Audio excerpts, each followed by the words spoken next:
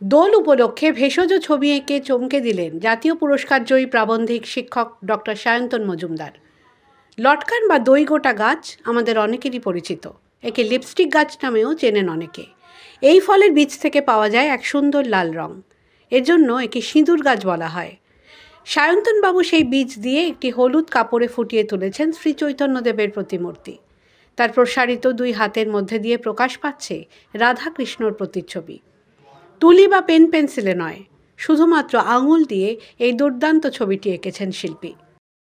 যেহেতু দোল পূর্ণিমার দিন আমাদের যুগাবতার সম্প্রীতির প্রাণময় মূর্ত প্রতীক শ্রী চৈতন্যদেবের জন্মতিথি, তাই লটকান ফলের এই রঙের মাধ্যমে তার প্রতিকৃতি ফুটিয়ে তুলেছি এবং তার প্রসারিত দুই হাতের মধ্যে দিয়ে প্রকাশ পাচ্ছে রাধাকৃষ্ণের প্রতিচ্ছবি।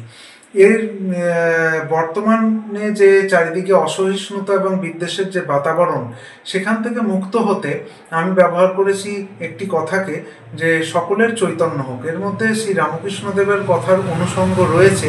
আমরা চাই যে এই দোল উৎসবে সকলে যেন এক শুভ চৈতন্যবোধে জাগরিত এবং জারিত হন, তাহলেই এই জাতীয় শিল্পকর্মের সার্থকতা রইবে বলে আমার মনে হয়।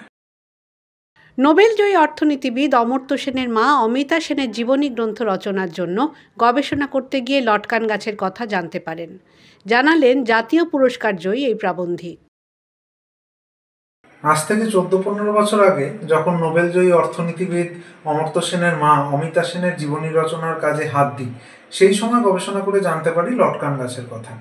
শান্তিনিকেতনে গুরুদেবের সময়ে বসন্ত উৎসবে একটি বিশেষ প্রথা ছিল যে গুরুদেব বলতেন অমিতা সেনদের যে কোনো কাপড় বা উত্তরীয় লটকানের রঙে রাঙিয়ে দিতে। এখন এই লটকান যে গাছ, যার বিজ্ঞানসম্মত নাম বিক্সা ওরেল্লানা, সেই লটকান গাছের ফলের বীজে খুব সুন্দর লাল রং পাওয়া যায়। এই জন্য লটকান গাছকে অনেক সময় লিপস্টিক গাছ বা সিঁদুর গাছ বলা হয়। তা সেই লটকান গাছের সন্ধান প্রথম পাই কলাভবনে, তারপর বহরমপুরেও এর সন্ধান পেয়েছি। এবং এই বছর যখন দোল উপলক্ষে নতুন কোনো শিল্পকর্ম করব বলে মনস্থির করি, তখন এই লটকান ফলকেই তার মাধ্যম বানাই।